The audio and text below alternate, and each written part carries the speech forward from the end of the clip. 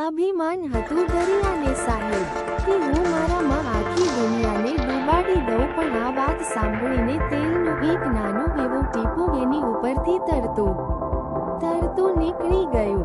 ગુજરાતી સુવિચાર share, like and subscribe. કેવી ભક્તિ ગુજરાતી સુવિચાર. Stay updated.